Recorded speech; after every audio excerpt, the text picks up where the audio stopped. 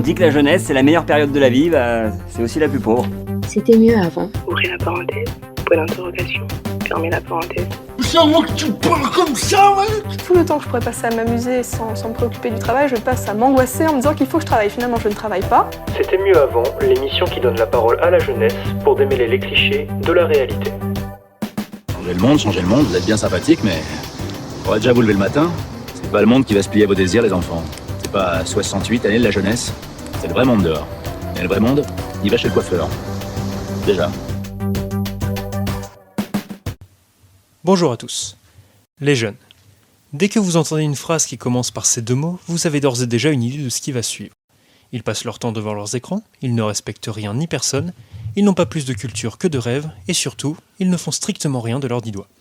Et pourtant, alors que la crise sanitaire actuelle semble être un terreau tout tracé pour le canapé et les séries Netflix, ces jeunes ont fait appel à la motivation la plus profonde dont ils disposent, l'esprit de contradiction, et ont décidé qu'il n'en serait pas ainsi. C'est à la rencontre de ces mauvaises herbes que nous allons vous emmener lors de cette émission, à l'issue de laquelle ce sera à vous de décider si, en fin de compte, c'était vraiment mieux avant. Mais d'abord, des présentations s'imposent. Je m'appelle Thomas, et n'ayant pas encore atteint l'âge de la majorité internationale, je suis complètement concerné par ce que je viens de dire. Tellement concerné que j'en ai fait une émission. Mais je ne suis pas le seul à avoir voulu tromper l'ennui et à être sur ce plateau aujourd'hui. Je vous présente ma collègue Gabrielle, qui va, sans transition, vous présenter notre première invitée. Du coup, merci Thomas. Bonjour, moi c'est Gabrielle, j'ai 19 ans, je suis volontaire en service civique. Et du coup, je participe à ces projets qui est sur le podcast. Et sans tarder, du coup, je vais vous présenter notre invité. Je vous laisse te présenter, s'il te plaît. Ok. Bonjour à tous. Moi, c'est Elisabeth. Je suis volontaire en service civique à l'Éclectique et je suis invitée pour les projets podcast. Ok. Merci Elisabeth d'être venue sur l'émission. J'ai ma première question, c'est qu'est-ce que tu fais dans la vie, tout ce que tu fais, quoi. Comme je viens de le dire, là je suis en service civique, mais à côté je suis des cours publics aux Beaux-Arts de Nantes parce que je fais pas mal de dessins depuis que je suis toute petite. À côté, je développe d'autres projets autour de vidéos et manga aussi. Je crée pas mal de scénarios et je dessine pas mal de mangas aussi à côté. Ok, voilà. C'est sympa tout ça. Et sinon, juste un petit remarque, j'aime bien ton kimono, c'est joli. Du coup, c'était pour demander c'est quoi tes inspirations, déjà au niveau vestimentaire déjà, parce que j'ai kiffe quoi. Merci beaucoup. Du coup, mon style vestimentaire, j'essaie de m'inspirer de beaucoup de choses, notamment d'abord de mes origines, parce que du coup, moi, je viens de la République démocratique du Congo.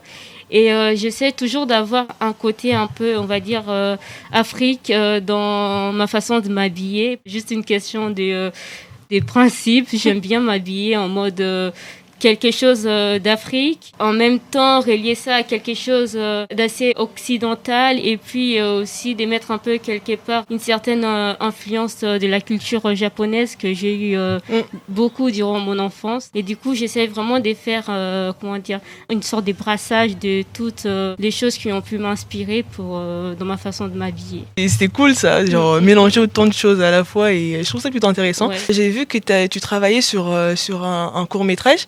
Et du coup, je voulais savoir, c'était comment, c'était quoi l'idée, qu'est-ce que tu voulais partager autour de ça en fait. Du coup, dans le cadre de mon service civique à l'Éclectique, ma tutrice, du coup, Lisa, m'avait demandé de faire une liste de choses que je voulais faire durant mon service civique. Comme je m'intéresse beaucoup à la vidéo, au cinéma et tout, je me suis dit, des vidéos, ça pourrait être pas mal et tout. Et vu qu'il y avait un parcours sur les inégalités et discriminations, je me suis dit que je pourrais développer une série de courts-métrages sur ces thématiques-là parce que en discutant avec mes amis ou d'autres jeunes dans les quotidiens, on parle beaucoup de ce sujet-là. Et du coup, je me suis dit, vu que c'est des sujets qui touchent pas mal à la jeunesse, d'aborder ça à travers des vidéos parce que je trouve que les vidéos, c'est vraiment un moyen de sensibiliser vraiment sur beaucoup de choses, quoi.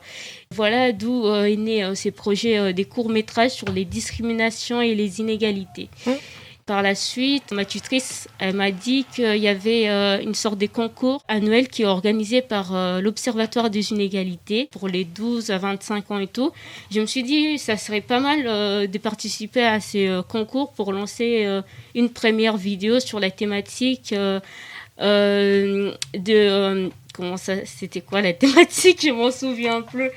Attends.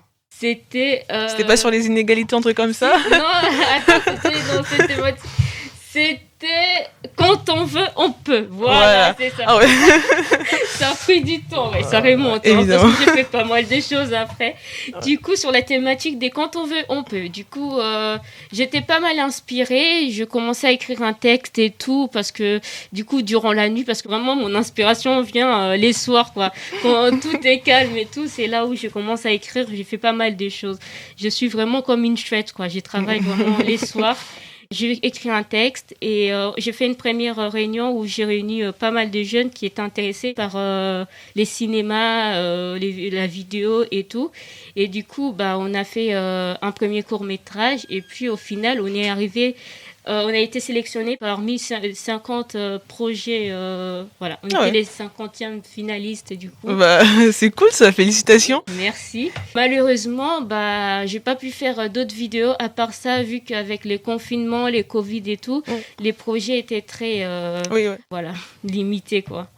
Et du coup, sur tout ce qui est confinement et Covid, est-ce que réaliser ces courts-métrages, ça a été compliqué, ça a été dur, vu qu'il y avait beaucoup des restrictions déjà sanitaires à respecter, et du coup est-ce qu'il y a des choses qui ont changé, il y a des choses qui ont été qui ont complètement changé au fur et à mesure quoi? Oui, comme je disais, du coup je devais faire une série, mais au final je me suis dit une seule vidéo ça suffit, parce que déjà il y avait aussi cette période où il n'y avait rien vers novembre et tout, où on savait pas si on était en confinement ou pas.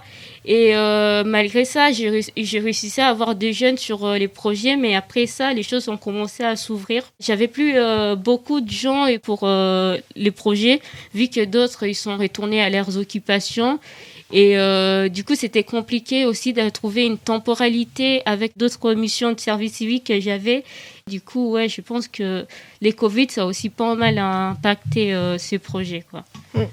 Et du coup, est-ce qu'à part ton projet court-métrage, est-ce que tu as d'autres projets à côté, vu que tu as dit que tu avais d'autres projets à part le court-métrage, par exemple? Alors, sur les missions de service civique, comme j'avais dit, il y avait un parcours sur les inégalités dont je faisais partie aussi en tant que service civique. J'ai pris part à ça et j'avais aussi mes missions comme l'accueil et tout des jeunes, où des fois je devais aussi dépanner, être co-animatrice sur certains temps organisés par l'éclectique. Et voilà. À part ça, personnellement, en ce moment, je suis en train d'écrire un one-shot, un manga. Du coup, sur une figure féminine qui a marqué l'histoire de la République démocratique du Congo.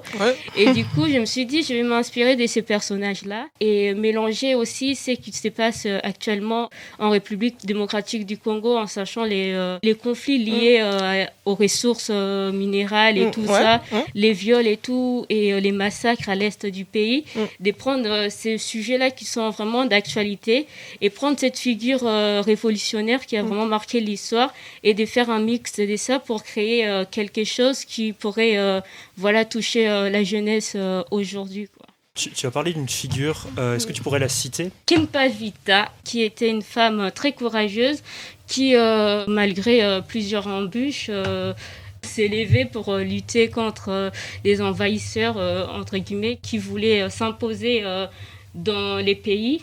Au cours du XVIIe siècle. Voilà, c'est vraiment une figure vraiment qui a marqué l'histoire de la République démocratique du Congo. Et vu que j'ai des tendances un peu féministes et tout, et je me suis dit, je vais prendre cette femme, vu qu'elle a fait beaucoup de choses pour se dire, parfois on oublie que les femmes, elles ont joué un rôle très important dans l'histoire de nos pays. Et c'était vraiment de ressusciter, entre guillemets, cette figure-là pour vraiment en faire quelque chose qui touche aussi à l'actualité en ce moment. C'est intéressant de voir déjà que tu mélanges déjà toutes ces cultures et en créer une au final. À toi, une culture à toi, entre parenthèses, tout ce qui t'inspire. Et moi, je trouve ça c'est intéressant et très stylé. sans tarder, Merci. du coup, on va te demander, Mhm. est-ce que tu as des ambitions, entre parenthèses, des projets futurs, par exemple pour ton service civique, quand ça sera la fin, du coup, tu as pensé à faire quoi après J'envisageais j'envisage, Mm. parce que je vais pas parler au passé. J'envisage de faire une licence de cinéma. Et ensuite, pourquoi pas voyager à travers le monde pour découvrir d'autres cultures et tout, et créer par la suite des choses plus chouettes, quoi. Mm. Ouais. Mm. Du coup, parce que j'aime bien voyager, j'aime bien aller à la rencontre des nouvelles personnes, des nouvelles cultures et échanger pour un peu changer ma vision de voir les choses et tout. Vraiment, j'aime beaucoup ça, les voyages. Mais du coup, Mm. est-ce que tu as au moins t'as des idées des pays ou des villes que tu m'irais visiter J'aimerais bien voyager en Asie et Afrique aussi, et pourquoi pas l'Amérique latine et tout. Ouais. Voilà. T'as une petite question pour Elisabeth ou Ouais. Thomas Ah non, je pense que tout a été dit, beaucoup de projets, beaucoup de belles choses. Pour l'heure, je vais vous renvoyer du coup vers son court-métrage, Parce que, pour le citer, que vous pouvez retrouver sur la chaîne YouTube de l'Éclectique et de l'Observatoire des Inégalités. Merci mesdames. Merci.